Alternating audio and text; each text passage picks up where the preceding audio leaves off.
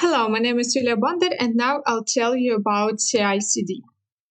Continuous integration, delivery, and deployment are three distinct practices. Each has a purpose and means of implementation. Renowned software development expert Martin Fowler's website captures the meaning of each practice. For example, continuous integration is a development practice that requires developers to integrate code into a shared repository several times a day. Continuous delivery means that the software can be released to production at any time by automatically deploying builds to non-production environments after the continuous integration process completes. Continuous deployment means every change automatically gets put into production without any operator invitation.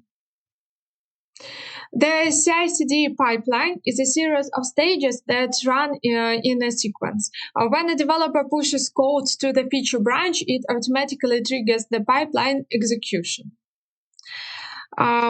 Each part of CI/CD breaks down into specific stages. The CI pipeline includes three major stages: build, unit testing, and static code analysis. The whole cycle is completely automated and takes anywhere from a few seconds to several minutes.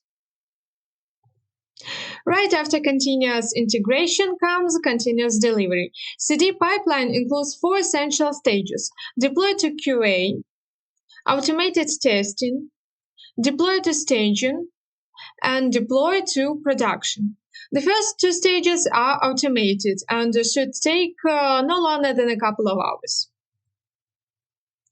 Establishing decent CI/CD practices on a project can be a challenging task and requires the collaboration of the entire team. The basic rules of CI/CD are: use version control, integrate frequently in small batches, build once, deploy often, automate end-to-end, share responsibility, build fast, fix fast. In addition to the practices mentioned above, effective CI/CD implementation requires the use of robust tools. A CI server is one of the tools, and it automates the CI/CD steps and provides reporting of exactly what happens on every single build on each environment. Practices of CI. Maintain a single source repository. Automate the build. Make your build self-testing. Everyone commits to the main line every day. Every commit should build the main line on an integration machine. Fix broken builds immediately. Kill the build fast.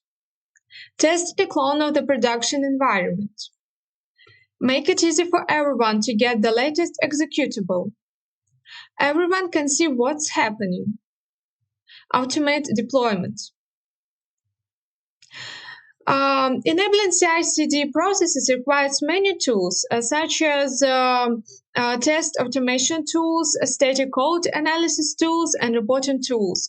But the core of CI/CD processes is a CI server.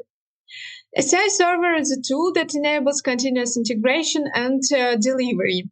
Mature versions of CI server available on the market allow developers to choose when and how to trigger a pipeline, what to do as part of a pipeline. For example, run tests, deploy to the staging server, apply updates to production, how to notify developers of the results of pipelines. Developers can also write their own server as a script. However, this solution is not efficient compared to mature CI servers available on the market. Self-written scripts require significant efforts from maintains and provide fewer features. Using a CI server does not automatically mean practicing continuous integration, but it does enable this practice. Every time a developer on a team commits changes to the main line of the code base, the CI server builds the code base and runs an automated test suite. In this process, the CI server only triggers script execution on command and does not compel developers to implement frequent integrations and automated checks. If developers have a CI server installed but do not integrate code frequently, they are not practicing continuous integration. And what about CD principles? Every successful change can go to prod. All steps are fully automated.